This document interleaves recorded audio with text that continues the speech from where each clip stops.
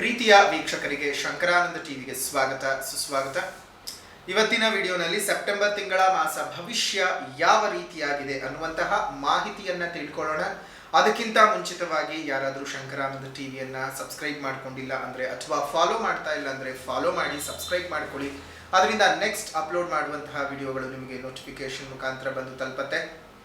ಹೊಸ ಹೊಸ ಮಾಹಿತಿಗಳನ್ನ ತಿಳ್ಕೊಳ್ಳೋದಕ್ಕೆ ಸಾಧ್ಯವಾಗುತ್ತೆ ಅಂತ ತಿಳಿಸ್ತಾ, ಸೆಪ್ಟೆಂಬರ್ ತಿಂಗಳ ಮಾಸ ಭವಿಷ್ಯವನ್ನ ಗಮನಿಸೋದಕ್ಕಿಂತ ಮುಂಚಿತವಾಗಿ ಮಾಸ ವಿಶೇಷತೆ ಮತ್ತು ಈ ತಿಂಗಳಲ್ಲಿ ಬದಲಾವಣೆ ಆಗುವಂತಹ ಗ್ರಹಗಳ ಬಗ್ಗೆ ಮಾಹಿತಿಯನ್ನ ನೋಡೋಣ. ನೋಡಿ, ಈ ಒಂದು ಸೆಪ್ಟೆಂಬರ್ನ ತಿಂಗಳಲ್ಲಿ 4ನೇ ತಾರೀಕು 9ನೇ ತಿಂಗಳು 2024 ಈ ಒಂದು ದಿನಾಂಕದಂದು ಬುಧ ಸಿಂಹ ರಾಶಿಗೆ ಪ್ರವೇಶ ಮಾಡ್ತಾ ಇದ್ದಾನೆ. 16ನೇ ತಾರೀಕು 9ನೇ ತಿಂಗಳು 2024 ಕನ್ಯಾ ರಾಶಿಗೆ ರವಿ ಪ್ರವೇಶ ಮಾಡ್ತಾ ಇದ್ದಾನೆ. ಇನ್ನು 18ನೇ ತಾರೀಕು 9ನೇ ತಿಂಗಳು 2024 ತುಲಾ ರಾಶಿಗೆ ಶುಕ್ರ ಪ್ರವೇಶ ಮಾಡ್ತಾ ಇದ್ದಾನೆ. ಇನ್ನು 23ನೇ ತಾರೀಕು 9ನೇ ತಿಂಗಳು 2024 ಬುಧ ಕನ್ಯಾ ರಾಶಿಗೆ ಪ್ರವೇಶ ಮಾಡ್ತಾ ಇದ್ದಾನೆ. ಈ ಬದಲಾವಣೆ ಆಗ್ತಿರುವಂತಹ ಗ್ರಹಗಳು ಮತ್ತು ಈಗಾಗಲೇ ಸ್ಥಿತವಿರುವಂತಹ ಗ್ರಹಗಳಿಂದ ಯಾವ ರೀತಿಯಾದಂತಹ ಫಲಾನುಫಲಗಳನ್ನ ಈ ಒಂದು ರಾಶಿಗಳವರು ಪಡ್ಕೊಳ್ಬಹುದು ಅನ್ನೋದನ್ನು ನೋಡೋಣ. ಜೊತೆಗೆ ಈ ಒಂದು ತಿಂಗಳು ಸೆಪ್ಟೆಂಬರ್ ತಿಂಗಳು ತುಂಬಾ ವಿಶೇಷವಾದಂತಹ ದಿನಗಳನ್ನ ಒಳಗೊಂಡಿದೆ. ಯಾವ ರೀತಿಯಾದಂತಹ ವಿಶೇಷವಾದ ದಿನಗಳು ಅಂತಂದ್ರೆ ನೋಡಿ, ಮೊದಲನೇದಾಗಿ ನಮಗೆ ಈ ಒಂದು ತಿಂಗಳಲ್ಲಿ ಬೆನಕನ ಅಮಾವಾಸ್ಯೆಯಿಂದನೇ ಶುರುವಾಗ್ತಕ್ಕಂತಹ ಈ ಒಂದು ಮಾಸ ಭಾದ್ರಪದ ಮಾಸ. ಈ ಭಾದ್ರಪದ ಮಾಸದ ತೃತೀಯ, ಅದರಲ್ಲೂ ಚೌತಿ, ಪಂಚಮಿ ಈ 3 ತಿಥಿಗಳು ಬಹಳ ಅಂದ್ರೆ ಬಹಳ ಅತ್ಯುತ್ತಮವಾದಂತಹದ್ದು. ಜೊತೆಗೆ ನಮ್ಮೆಲ್ಲರಿಗೂ ಸಹ ಗಣೇಶನ ಹಬ್ಬ, ಗೌರಿ ಹಬ್ಬ, ಗಣೇಶನ ಹಬ್ಬ ಅಂತ ನಾವು ತುಂಬಾ ವಿಜೃಂಭಣೆಯಿಂದ ಆಚರಣೆಯನ್ನ ಮಾಡ್ಕೊಳ್ತೀವಿ. ಗೌರಿ ಮತ್ತು ಗಣೇಶನ ಹಬ್ಬ ಬರ್ತಕ್ಕಂಥದ್ದು ಸಹ ಇದೇ ಒಂದು ತಿಂಗಳಿನಲ್ಲಿ. ಅದರಲ್ಲೂ ಸಹ ಈ ಗೌರಿ ಹಬ್ಬ, ಗಣೇಶನ ಹಬ್ಬ ಎಲ್ಲರಿಗೂ ಸಹ ಅನುಕೂಲವನ್ನು ತಂದುಕೊಡ್ಲಿ, ನಿಮ್ಮ ಜೀವನದಲ್ಲಿ ಎಲ್ಲ ರೀತಿಯಾಗಿರ್ತಕ್ಕಂತಹ ತೊಂದರೆ ತಾಪತ್ರೆಗಳನ್ನ ನಿವಾರಣೆ ಮಾಡಲಿ. ಇನ್ನು ಸ್ವರ್ಣಗೌರಿ ವ್ರತವನ್ನ ನಾವು ಆಚರಣೆ ಮಾಡ್ತಾ ಇರ್ತಕ್ಕಂಥದ್ದು ನೋಡಿ, 6ನೇ ತಾರೀಕು ಶುಕ್ರವಾರ, 6ನೇ ತಾರೀಕು 9ನೇ ತಿಂಗಳು 2024 ಶುಕ್ರವಾರದ ತಿಥಿಯಂದು ಸ್ವರ್ಣಗೌರಿ ವ್ರತವನ್ನ ನೋಡಿ. ಶುಕ್ರವಾರನೇ ಗೌರಿ ಹಬ್ಬ ಬಂದಿರುವಂಥದ್ದು ತುಂಬಾ ಅಂದ್ರೆ ತುಂಬಾ ವಿಶೇಷ. ಯಾರಾದ್ರೂ ನಿಮ್ಮ ಮನೆಯಲ್ಲಿ ಹೆಣ್ಮಕ್ಳು ಮದುವೆ ಮಾಡಿ ಏನಾದ್ರೂ ಕಳಿಸಿದ್ರೆ, ಅದೆಷ್ಟೇ ವರ್ಷಗಳಾಗಿರ್ಲಿ, ಇವತ್ತಿನ ದಿವಸ ನೀವು ಅವರನ್ನ ಮನೆಗೆ ಕರೆದು ನಿಮ್ ಕೈಲಾದಷ್ಟು ಬಾಗ್ನ ಕೊಟ್ಟು ಕಳಿಸಿ. ಅಥವಾ ನಿಮಗೆ ಏನೂ ಕೊಡೋಕ್ ಸಾಧ್ಯ ಇಲ್ವಾ ನಿಮ್ಮ ಅಕ್ಕಂಗಿರಿಗೆ, ಮನೆಗೆ ಕರೆದು ಒಂದು ಹೊತ್ತು ಗಂಜಿನಾದ್ರೂ ಕೊಡಿ. ಅದಕ್ಕಿಂತೂ ಭಗವಂತ ಯಾರನ್ನು ಕೀಳು ಮಟ್ಟದಲ್ಲಿ ಇಟ್ಟಿಲ್ಲ. ನಿಮ್ಮ ಕೈಯಲ್ಲಿ ಗಂಜಿ ಹಾಕೋದಕ್ಕಾದ್ರೂ ಸಹ ಶಕ್ತಿ ಭಗವಂತ ಕೊಟ್ಟಿರ್ತಾರೆ. ಹಾಕಿ ಕೈಲಾದಷ್ಟು ಅರಿಶಿನ ಕುಂಕುಮ ಹೂವು ಕೊಟ್ಟು ಆ ಹೆಣ್ಮಗುಗೆ ತವರ ಮನೆಯಲ್ಲಿ ಒಂದಿಷ್ಟು ಗೌರವವನ್ನು ಕೊಟ್ಟು ಕಳಿಸಿ. ಹೆಣ್ಮಕ್ಳದ್ದು ಯಾವಾಗಲೂ ಅಷ್ಟೇ, ತವರ ಮನೆಯಿಂದ ಬರುವಂತಹ ಇಷ್ಟೇ ಅರಿಶಿನ ಕುಂಕುಮ, ಒಂದು ಮೊಳದ ಹೂವು ಆಕೆಗೆ ಗಂಡನ ಮನೆಯಲ್ಲಿ ಗೌರವ ಜಾಸ್ತಿ ಮಾಡುತ್ತೆ. ನಿನಗೆ ಯಾರಿದ್ದಾರೆ ನಿನ್ನ ತವರ ಮನೆಯಲ್ಲಿ ಅಂತ ಕೇಳುವಂತಹ ನಾಲ್ಗೆಗಳಿಗೆ ಅದು ಉತ್ತರವಾಗಿ ನಿಂತ್ಕೊಳ್ಳುತ್ತೆ. ಈಗಿನ ಕಾಲದಲ್ಲಿ ಹೆಣ್ಮಕ್ಳು ಬೇರೆ ಬೇರೆ ರೀತಿಯಾಗಿ ತವರ ಮನೆಯಿಂದ ಆಸ್ತಿನೂ ಬಯಸ್ತಿರ್ಬಹುದು. ಆದ್ರೆ ಒಂದು ಕಾಲದಲ್ಲಿ ಪಾಪ ಹೆಣ್ಮಕ್ಳು ತುಂಬಾ ತವ್ರ ಮನೆ ಚೆನ್ನಾಗಿರ್ಲಿ ಅಂತ ನಿಜವಾಗ್ಲೂ ತುಂಬಾ ಹರಸಿ ಹಾರೈಸ್ತಕ್ಕಂಥದ್ದು. ಅದರಲ್ಲೂ ಈ ಒಂದು ಅದರ ಮರುದಿನವಾಗಿರ್ತಕ್ಕಂತಹ 7ನೇ ತಾರೀಕು ಶನಿವಾರದಂದು ವರಸಿದ್ಧಿ ವಿನಾಯಕ ವ್ರತ ನೋಡಿ, ಗಣೇಶನ ಹಬ್ಬ ಸಹ ಬಂದಿರುವಂಥದ್ದು. ಶನಿವಾರ ಗಣೇಶನ ಹಬ್ಬ, ಶುಕ್ರವಾರ ಗೌರಿ ಹಬ್ಬ. ನಿಮ್ಮ ಮನೆಗೆ ಹೆಣ್ಮಕ್ಳನ್ನ ಕರ್ಕೊಂಡು ಬಂದ ಮೇಲೆ ಯಾವುದೇ ಕಾರಣಕ್ಕೂ ಶುಕ್ರವಾರದ ಹೊತ್ತು ಮಹಾಲಕ್ಷ್ಮಿ ಸ್ವರೂಪಿಣಿಯಾಗಿರ್ತಕ್ಕಂತಹ, ಗೌರಿ ಸ್ವರೂಪಿಣಿಯಾಗಿರುವಂತಹ ಆ ಹೆಣ್ಮಗುನ ನಿಮ್ಮ ಮನೆಯಿಂದ ಆಚೆ ಕಳಿಸೋದು ಬೇಡ. ಆ ಮನೆಯಲ್ಲೇ ಇಟ್ಕೊಂಡು ಮರುದಿನ ಗಣೇಶನ ಹಬ್ಬವನ್ನು ಮುಗಿಸ್ಕೊಂಡು ಭಾನುವಾರ ನೀವು ಕಳಿಸ್ಕೊಡಿ. ಅದೇ ರೀತಿಯಾಗಿ ಬಹಳ ವಿಶೇಷಗಳು ಅಂತ ನೋಡೋ ಸಂದರ್ಭದಲ್ಲಿ 15ನೇ ತಾರೀಕಿನಂದು ತಿರುವೋಣಂ ಇರುವಂಥದ್ದು. ನಮ್ಮ ಈ ಕೇರಳ ಭಾಗದಲ್ಲಿ ಬಹಳ ವಿಜೃಂಭಣೆಯಿಂದ ಮಾಡ್ತಕ್ಕಂಥ ತಿರುವೋಣಂ ಸಹ ಇರುವಂಥದ್ದು. ಇನ್ನು 16ನೇ ತಾರೀಕು ಅನಂತ ಪದ್ಮನಾಭ ವ್ರತ ನೋಡಿ. ಅನಂತ ಪದ್ಮನಾಭ ವ್ರತ ಅಲ್ಲಿಂದ ಶುರುವಾಗುತ್ತೆ. ನೆಕ್ಸ್ಟ್ ಅದನ್ನು ಅನಂತನ ಹುಣ್ಣಿಮೆ ಅಂತಲೂ ಸಹ ಕರೀತಾರೆ. ಅನಂತನ ಹುಣ್ಣಿಮೆ ದಿವಸ, ಅನಂತನದ್ದು ಅದೇ ದಿವಸ ತ್ರಯೋದಶಿ ದಿವಸ ಅನಂತ ಪದ್ಮನಾಭ ವ್ರತವನ್ನು ಮಾಡಿ ಅದಾದ ನಂತರ ಬರುವಂತಹ ಹುಣ್ಣಿಮೆ ಅನಂತನ ಹುಣ್ಣಿಮೆ ಅಂತ ಒಂದು ಪ್ರಸಿದ್ಧಿಯಾಗಿರುತ್ತೆ. ಆ ಅನಂತನ ಹುಣ್ಣಿಮೆ ದಿವಸದಿಂದಾನೇ, ಮರುದಿವಸದಿಂದಾನೇ ನಮಗೆ ಪಿತೃಪಕ್ಷವು ಪ್ರಾರಂಭ ಆಗತ್ತೆ. ಆ 15 ದಿವಸ ಒಂದು ಪಕ್ಷ ಏನಿರುತ್ತಲ್ಲ, ಆ ಒಂದು ಪಕ್ಷ ಪಿತೃಪಕ್ಷವಾಗಿರುತ್ತೆ. ಆ ಪಿತೃಪಕ್ಷದಲ್ಲಿ ನಿಮಗೆ ನಿಜವಾಗ್ಲೂ ನಿಮ್ಮ ಪಾಪಕರ್ಮಗಳನ್ನು ಕಳ್ಕೊಳ್ಳೋದಕ್ಕೆ, ನಿಮ್ಮ ಒಂದು ಜೀವನದಲ್ಲಿರುವಂತಹ ತೊಂದರೆ ತಾಪತ್ರೆಗಳನ್ನು ಕಳ್ಕೊಳ್ಳೋದಕ್ಕೆ ಈ ಪಿತೃಪಕ್ಷ ತುಂಬಾ ಅಂದರೆ ತುಂಬ ಸಹಾಯಕವಾಗಿರುತ್ತೆ. ನೋಡಿ, ನಾವು ಸತ್ತ ನಂತರದಲ್ಲಿ ನಾವು ಯಮಲೋಕಕ್ಕೆ ಹೋಗೋ ಸಂದರ್ಭದಲ್ಲಿ ಆ ವೈತರಣಿ ನದಿಯನ್ನ ದಾಟಬೇಕಾದಾಗ ಅಲ್ಲಿರುವಂತಹ ಬೇರೆ ಯಮಕಿಂಕರರು ಹಿಂಸೆ ಕೊಡೋಕೆ ಶುರು ಮಾಡಿರ್ತಾರೆ. ನೀನು ಈ ತೀರದಿಂದ ಆ ತೀರಕ್ಕೆ ಹೋಗೋದಕ್ಕೆ ನೀನು ಏನು ಪುಣ್ಯ ಕಾರ್ಯ ಮಾಡ್ಕೊಂಡಿದ್ಯಾ, ಏನು ಒಳ್ಳೆ ಫಲಗಳನ್ನು, ನಿನಗೇನು ಅರ್ಹತೆ ಇದೆ, ಏನು ಯೋಗ್ಯತೆ ಇದೆ ಅಂತ ಪ್ರಶ್ನಿಸಿದಾಗ ನೀವು ಮಾಡಿಕೊಳ್ಳುವಂತಹ ದಾನ ಧರ್ಮಗಳೇ ನಿಮ್ಮನ್ನ ಅಂದು ಕಾಪಾಡೋದು. ನೋಡಿ, ಇಲ್ಲಿ ನೀವು ದಾನ ಧರ್ಮಗಳನ್ನು ಮಾಡಿರ್ತೀರಿ, ಇಲ್ಲಿ ಹಸಿದ ಹೊಟ್ಟೆಗಳಿಗೆ ಊಟ ಹಾಕಿರ್ತೀರಿ, ಆದರೆ ಅಲ್ಲೇ ನಿಮ್ಗೆ ಅದನ್ನು ಕಾಪಾಡುತ್ತೆ. ಹಾಗಾಗಿ ಪಿತೃಪಕ್ಷದಲ್ಲಿ ನೀವು ಪಿತೃ ಕಾರ್ಯಗಳನ್ನು ಮಾಡಬೇಕು. ಯಾಕಂದ್ರೆ ಸತ್ತು ಹೋದಂಥವ್ರಿಗೆ ಅಲ್ಲಿ ಸರಿಯಾಗಿರುವಂಥ ವ್ಯವಸ್ಥೆ ಇಲ್ಲದೆ ಒದ್ದಾಡ್ತಾ ಇರ್ತಾರೆ. ಅದಕ್ಕೆ ನೀವೆಷ್ಟು ದಾನ ಧರ್ಮಗಳನ್ನ ಬದುಕಿದ್ದಾಗ ನೀವು ಮಾಡ್ಕೊಳ್ತೀರೋ, ನಿಮ್ಮ ಬುದ್ಧಿಯಿಂದ ನಿಮ್ಮ ಶಕ್ತಿಯಿಂದ ನೀವು ಮಾಡ್ಕೊಳ್ತೀರೋ ಅದು ನಿಮಗೆ ಒಳ್ಳೆಯದು. ಮಕ್ಕಳು ಮಾಡ್ತಾರೆ, ಅವ್ರು ಮಾಡ್ತಾರೆ, ಇವ್ರು ಮಾಡ್ತಾರೆ, ನಿಮ್ಮ ಮನಸ್ಸಿದ್ದ ಹಾಗೆ ನಿಮ್ಮ ಮಕ್ಕಳ ಮನಸ್ಸು ಇರಬೇಕು ಅಂತ ಏನೂ ಇಲ್ಲ. ನೋಡಿ, ಕರ್ಣನ ದೇಹಾಂತ್ಯವಾದ ನಂತರದಲ್ಲಿ ಸ್ವರ್ಗಕ್ಕೆ ಹೋಗಿರ್ತಾರೆ. ಸ್ವರ್ಗಕ್ಕೆ ಹೋದ ಸಂದರ್ಭದಲ್ಲಿ ಅವನಿಗಲ್ಲಿ ತಿನ್ನೋಕೆ ಅನ್ನಾಹಾರಗಳು ಇಲ್ಲದ ಹಾಗೂ ಒದ್ದಾಡ್ತಾನೆ. ಸ್ವರ್ಗದಲ್ಲೆಲ್ಲಾದ್ರೂ ತಿನ್ನೋಕೆ ಕುಡಿಯೋಕೆ ಬರವಿದೆಯಾ ಅಂತ ಕೇಳಿದ್ರೆ ಖಂಡಿತವಾಗಿಯೂ ಬರವಿರುತ್ತೆ. ಯಾಕೆಂದ್ರೆ ಕರ್ಣ ಪಿತೃ ಕಾರ್ಯಗಳನ್ನು ಮಾಡಿರೋದಿಲ್ಲ, ಅವನು ಕೇವಲ ದಾನ ಧರ್ಮಗಳನ್ನು ಮಾಡ್ಕೊಂಡಿರ್ತಾನೆ.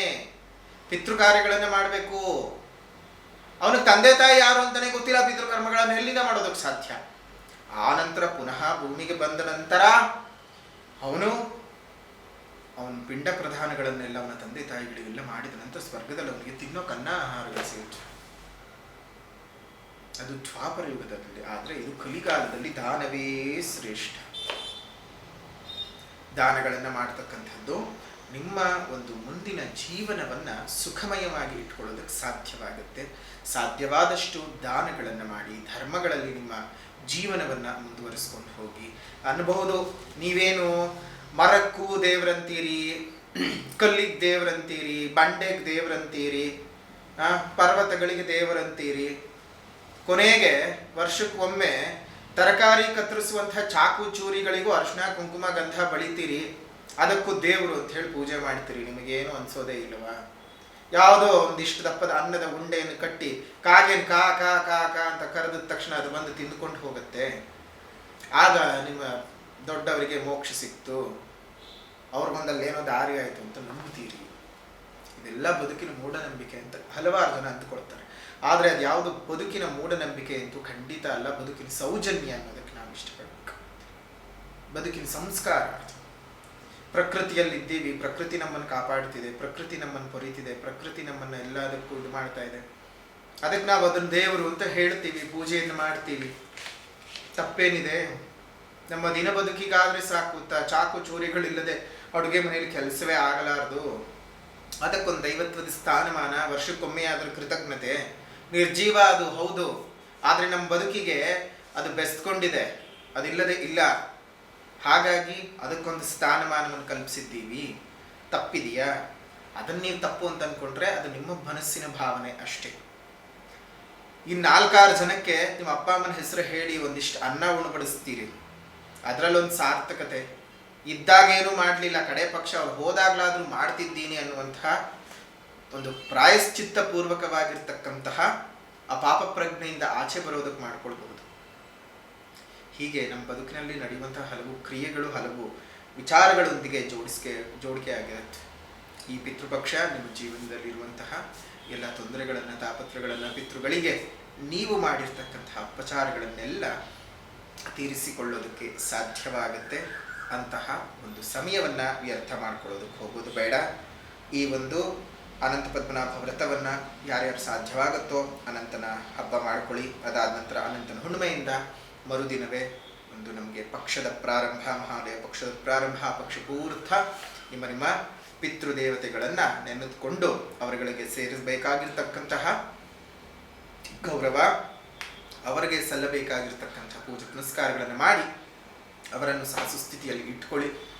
ಇನ್ನು ರಾಶಿ ಭವಿಷ್ಯದ ಕಡೆ ಗಮನ ಕೊಡೋಣ. ಮಕರ ರಾಶಿಯಲ್ಲಿ ಹುಟ್ಟಿರ್ತಕ್ಕಂಥವರಿಗೆ ಈ ಒಂದು ತಿಂಗಳಲ್ಲಿ ಕುಟುಂಬದಲ್ಲಿ ಒಳ್ಳೆ ರೀತಿಯಾದ ಬೆಳವಣಿಗೆಯನ್ನು ನೋಡ್ತೀರಿ, ದೇವತಾ ಕಾರ್ಯಗಳನ್ನು ಮಾಡ್ತೀರಿ, ಧಾರ್ಮಿಕ ಚಟುವಟಿಕೆಗಳಲ್ಲಿ ಭಾಗವಹಿಸಿಕೊಳ್ಳೋದಕ್ಕೆ ಸಾಧ್ಯವಾಗುತ್ತೆ. ನೂತನವಾಗಿ ವಾಹನಗಳನ್ನು ಕೊಂಡುಕೊಳ್ಳುವಂತಹ ಸಾಧ್ಯತೆಗಳು ಮಕರ ರಾಶಿಯವರಿಗೆ ಸೆಪ್ಟೆಂಬರ್ನ ತಿಂಗಳಲ್ಲಿ ಇರ್ತಕ್ಕಂಥದ್ದು. ನಿಮ್ಮ ಇಚ್ಛೆಯಂತೆ ಪ್ರತಿ ಕೆಲಸಗಳು ಈ ತಿಂಗಳಲ್ಲಿ ಸಾಗುತ್ತೆ. ಕಳೆದ ಸ್ವಲ್ಪ ತಿಂಗಳುಗಳಿಂದ ಯಾಕೋ ನಿಮಗೆ ಕಷ್ಟಕರವಾದ ಸನ್ನಿವೇಶಗಳನ್ನು ನೋಡಿದ್ರಿ. ಇದ್ದಕ್ಕಿದ್ದಂತೆ ಆರ್ಥಿಕ ಪರಿಸ್ಥಿತಿಯ ಏರಿಳಿತಗಳು, ಜೀವನದಲ್ಲಿ ಜಿಗುಪ್ಸೆಯ ವಾತಾವರಣ, ಮನೆಯ ಹಿರಿಯರ ಅನಾರೋಗ್ಯಗಳು, ದೈಹಿಕ ಅನಾರೋಗ್ಯ, ಮಾನಸಿಕ ಅನಾರೋಗ್ಯ, ಹಲವು ಚಿಂತೆ ಮತ್ತು ತಾಪತ್ರೆಗಳು ನಿಮ್ಮನ್ನು ಕಾಡ್ತಾ ಇತ್ತು. ಆದರೆ ಈ ಒಂದು ತಿಂಗಳಲ್ಲಿ ಅದೆಲ್ಲವೂ ಸಹ ನಿವಾರಣೆ ಆಗುತ್ತೆ. ನಿಮ್ಮ ಆದಾಯ ಹೆಚ್ಚಿಗೆ ಆಗುತ್ತೆ, ಖರ್ಚುಗಳು ಸಹ ತುಸು ಹೆಚ್ಚಿಗೆ ಆದರೂ ಉಳಿಸ್ಕೊಳ್ಳೋದಕ್ಕೆ ಸಾಧ್ಯವಾಗುತ್ತೆ. ವಸ್ತುಗಳು ಕಳ್ಳತನ ಆಗುವ ಸಾಧ್ಯತೆಗಳಿದ್ದಾವೆ, ಅದನ್ನು ಮಾತ್ರ ಜಾಗ್ರತೆಯಾಗಿ ಇಟ್ಕೊಂಡಿರಿ. ಬೆಲೆ ಬಾಳುವಂಥ ವಸ್ತುಗಳನ್ನು ಜೋಪಾನವಾಗಿ ನೋಡ್ಕೊಳ್ಳಿ. ವಾಹನಗಳನ್ನು ಖರೀದಿ ಮಾಡುವಂತಹ ಸಾಧ್ಯತೆಗಳು, ಅದರಿಂದ ಹೆಚ್ಚಿನ ಲಾಭಗಳನ್ನು ಸಹ ನೀವು ನೋಡ್ತೀರಿ. ಸಾಲದಿಂದ ಒಂದಿಷ್ಟು ಸಣ್ಣ ಮಟ್ಟಕ್ಕೆ ವಿಮುಕ್ತಿಯು ಸಹ ಮಕರ ರಾಶಿಯವರಿಗೆ ಸಿಗುತ್ತೆ. ಸ್ವಂತ ವ್ಯವಹಾರವನ್ನು ಮಾಡಬೇಕು ಅಂತ ಅಂದ್ಕೊಂಡಿದ್ರು ಸಹ ಈ ಒಂದು ತಿಂಗಳು ನಿಮಗೆ ಅತ್ಯಂತ ಶುಭದಾಯಕವಾದಂಥದ್ದು. ಅದರಿಂದ ಲಾಭಗಳನ್ನು ಸಹ ನೀವು ನೋಡೋದಕ್ಕೆ ಸಾಧ್ಯತೆ ಇದೆ. ಗೃಹಿಣಿಯರಿಗೆ ಸೌಖ್ಯವಾದ ವಾತಾವರಣ, ಆರೋಗ್ಯ ವೃದ್ಧಿಯಾಗುತ್ತೆ. ವಿದೇಶಗಳಲ್ಲಿ ಓದು ಅಥವಾ ಉನ್ನತ ವ್ಯಾಸಂಗವನ್ನು ಮಾಡಬೇಕು ಅಂತ ಅಂದ್ಕೊಂಡಿರ್ತಕ್ಕಂತಹ ವಿದ್ಯಾರ್ಥಿಗಳಿಗೂ ಸಹ ಅತ್ಯುತ್ತಮವಾದಂತಹ ಶುಭದ ಫಲಗಳನ್ನು ಗಮನಿಸ್ಕೊಳ್ಳೋದಕ್ಕೆ ಸಾಧ್ಯತೆಗಳಿದ್ದಾವೆ. ಒಟ್ಟಾರೆ ಈ ಒಂದು ಸೆಪ್ಟೆಂಬರ್ನ ತಿಂಗಳು ನಿಮಗೆ ಅದೃಷ್ಟದ ತಿಂಗಳು ಅಂತಲೇ ಹೇಳಬಹುದು. ಈ ಆಟೋಮೊಬೈಲ್ಸ್ ಬಿಸ್ನೆಸ್ ಅನ್ನು ಮಾಡ್ತಾ ಇರ್ತಕ್ಕಂಥವ್ರಿಗೆ, ದ್ವಿದಳ ಧಾನ್ಯಗಳ ಬೆಳೆಗಾರರು ಮತ್ತು ಮಾರಾಟಗಾರರಿಗೆ, ಕೃಷಿಕರಿಗೆ, ಕಬ್ಬು ಬೆಳೆಗಾರರಿಗೆ, ಅದೇ ರೀತಿಯಾಗಿ ಕಬ್ಬಿಣ, ಉಕ್ಕು, ತಾಮ್ರ ಈ ರೀತಿಯಾದಂತಹ ವಸ್ತುಗಳ ಮಾರಾಟಗಾರರಿಗೆ, ಗೃಹ ಉಪಯೋಗಿ ಮತ್ತು ಗೃಹ ಅಲಂಕಾರದ ವಸ್ತುಗಳ ಮಾರಾಟಗಾರರಿಗೆ, ಮಣ್ಣಿನ ಪಾತ್ರೆಗಳ ಅಥವಾ ಮಣ್ಣಿನ ಉಪಕರಣಗಳ ಪೀಠೋಪಕರಣಗಳ ಮಾರಾಟಗಾರರಿಗೂ ಸಹ ಅತ್ಯುನ್ನತವಾಗಿರ್ತಕ್ಕಂತಹ ಲಾಭಗಳು ಬಂದು ಸೇರಿಕೊಳ್ಳುತ್ತೆ. ಈ ತಿಂಗಳು ನಿಮಗೆ ಅದೃಷ್ಟವನ್ನು ತಂದುಕೊಡುವಂತಹ ದಿನಾಂಕಗಳನ್ನು ಗಮನಿಸೋದಾಯಿತು ಅಂದರೆ 2ನೇ ತಾರೀಕು, 5ನೇ ತಾರೀಕು, 6ನೇ ತಾರೀಕು, 10ನೇ ತಾರೀಕು, 14ನೇ ತಾರೀಕು, 19ನೇ ತಾರೀಕು, 20ನೇ ತಾರೀಕು, 28ನೇ ತಾರೀಕು ಇದಿಷ್ಟು ನಿಮಗೆ ಅದೃಷ್ಟವನ್ನು ತಂದುಕೊಡುತ್ತೆ. ಅದೇ ರೀತಿಯಾಗಿ ಬೆನಕನ ಅಮಾವಾಸ್ಯೆಗೆ ತಯಾರು ಮಾಡ್ತಾ ಇರತಕ್ಕಂತಹ ಅತ್ಯಂತ ಶಕ್ತಿಶಾಲಿಯುತವಾದಂತಹ ಮತ್ತು ಅದೃಷ್ಟದಾಯಕವಾಗಿರ್ತಕ್ಕಂತಹ ತಾಯತವನ್ನು, ಮೂಲಿಕಾ ತಾಯತವನ್ನು ನೀವು ತರಿಸ್ಕೊಳ್ಬಹುದು. ನಿಮ್ಗೇನಾದರೂ ದೃಷ್ಟಿ ದೋಷಗಳು, ಮಾಟಮಂತ್ರ ದೋಷಗಳು, ಶತ್ರುಕಾಟಗಳು, ಕೆಲಸಗಳೇ ಆಗ್ತಾ ಇಲ್ಲ, ಏನು ಮಾಡಿದ್ರೂ ಸಹ ನಮಗೆ ಅಭಿವೃದ್ಧಿ ಆಗ್ತಾ ಇಲ್ಲ ಜೀವನದಲ್ಲಿ ಅಂತ ಯೋಚನೆಯನ್ನು ಮಾಡ್ತಾ ಇದ್ದರೆ ಈ ಒಂದು ಶಕ್ತಿಶಾಲಿಯುತವಾದಂತಹ ಅಮಾವಾಸ್ಯೆಯಿಂದ ಮೂಲಿಕೆಗಳನ್ನೆಲ್ಲ ಮಂತ್ರಿಸಿ ಪೂಜಿಸಿ ಅದರಿಂದ ತಯಾರು ಮಾಡ್ತಕ್ಕಂತಹ ತಾಯತ, ಈ ಒಂದು ತಾಯತವನ್ನು ನೀವು ತರಿಸ್ಕೊಂಡು ನೀವು ಸೊಂಟಕ್ಕಾಗಲಿ ಅಥವಾ ಕತ್ತಿಗಾಗಲಿ ಧರಿಸ್ಕೊಳ್ಳಿ. ಅದರಿಂದ ನಿಮಗಿರುವಂತಹ ಎಲ್ಲ ಪೀಡಾಕಾರಕ ದೋಷಗಳು ಸಹ ನಿವಾರಣೆ ಆಗುತ್ತೆ. ದೇವರ ಆಶೀರ್ವಾದ ಉಂಟಾಗುತ್ತೆ. ನಿಮ್ಮ ಜೀವನದಲ್ಲೂ ಒಂದಿಷ್ಟು ಏಳಿಗೆಗಳನ್ನು ನೋಡೋದಕ್ಕೆ ಸಾಧ್ಯವಾಗುತ್ತೆ. ಇದಿಷ್ಟು ಮಕರ ರಾಶಿಯವರ ಸೆಪ್ಟೆಂಬರ್ ತಿಂಗಳ ಮಾಸ ಭವಿಷ್ಯ. ಇನ್ನು ಪರಿಹಾರದ ವಿಭಾಗ ಅಂತ ಬಂದಾಗ ಮೊದಲನೇದಾಗಿ ಸಾಮಾಜಿಕವಾದ ಪರಿಹಾರ.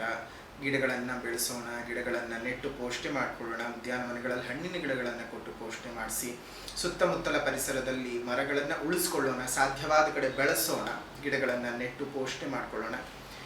ಇನ್ನು ನಿಮ್ಮ ಮನೆ ಮುಂದೆ ಮತ್ತು ಮೇಲ್ಭಾಗದಲ್ಲಿ ಸಣ್ಣ ಸಣ್ಣ ಕೊಂಡಗಳಲ್ಲಿ ನೀರನ್ನು ಇಡ್ತಾ ಬನ್ನಿ. ಅದರಿಂದ ಅದೆಷ್ಟೋ ಒಳ್ಳೆಯದಾಯಕವಾದಂತಹ ಪರಿಸ್ಥಿತಿಗಳನ್ನು ಪ್ರಾಣಿಗಳು, ಪಕ್ಷಿಗಳು ಕುಡಿಯೋದಕ್ಕೆ ನೀರು ಕೊಟ್ಟಂತಹ ಒಂದು ಪುಣ್ಯ ನಿಮಗೆ ಸಿಗುತ್ತೆ. ಅವುಗಳ ಪ್ರಾಣ ಉಳಿಸಿದಂತಹ ಪುಣ್ಯದ ಫಲವೂ ಸಹ ನಿಮಗೆ ಸಿಗುತ್ತೆ. ದೇವರ ಕೃಪಾಶೀರ್ವಾದ ಉಂಟಾಗುತ್ತೆ. ದೇವರನ್ನು ಮೆಚ್ಚಿಸೋ ಕೆಲಸಕ್ಕಿಂತ ದೇವರು ನಮ್ಮನ್ನು ಮೆಚ್ಚಿಕೊಳ್ಳುವ ಹಾಗೆ ನಾವು ಬದುಕಬೇಕಾಗ್ತದೆ. ಹಾಗಾಗಿ ದೇವರು ಮೆಚ್ಚಿಕೊಳ್ಳೋ ಹಾಗೆ ನಾವೆಲ್ಲರೂ ಸಹ ಬದುಕೋಣ ಅಂತ ಹೇಳ್ತಾ, ಇನ್ನು ಆಧ್ಯಾತ್ಮಿಕವಾದ ಪರಿಹಾರ ಅಂತ ಬಂದ ಸಂದರ್ಭದಲ್ಲಿ ಅಭಿರಾಮಿ ದೇವಿಯ ಪೂಜೆಯನ್ನು ಮಾಡಿ, ಅಭಿರಾಮಿ ದೇವಿಯ ಆರಾಧನೆಯನ್ನು ಮಾಡಿ ಇನ್ನಷ್ಟು ಹೆಚ್ಚಿನ ಶುಭ ಫಲಗಳು ನಿಮಗುಂಟಾಗತ್ತೆ. ಎಲ್ಲವೂ ಸಹ ಒಳ್ಳೆಯದಾಗಲಿ, ಮಂಗಳವಾಗಲಿ. ಮತ್ತೊಂದು ರಾಶಿ ಭವಿಷ್ಯದೊಂದಿಗೆ ಅಥವಾ ಇನ್ನೊಂದು ವಿಶೇಷವಾದಂತಹ ವಿಡಿಯೋದೊಂದಿಗೆ ಮತ್ತೊಮ್ಮೆ ಭೇಟಿ ಮಾಡೋಣ. ಅಲ್ಲಿವರೆಗೂ ನಮಸ್ಕಾರ. ಲೋಕಾ ಸಮಸ್ತ ಸುಖಿನೋ ಭವಂತು, ಸಕಲ ಸನ್ಮಂಗಳಾನಿ ಭವಂತು, ಸರ್ವೇ ಜನಾಃ ಸುಖಿನೋ ಭವಂತು, ಸಮಸ್ತ ಸನ್ಮಂಗಳಾನಿ ಭವಂತು.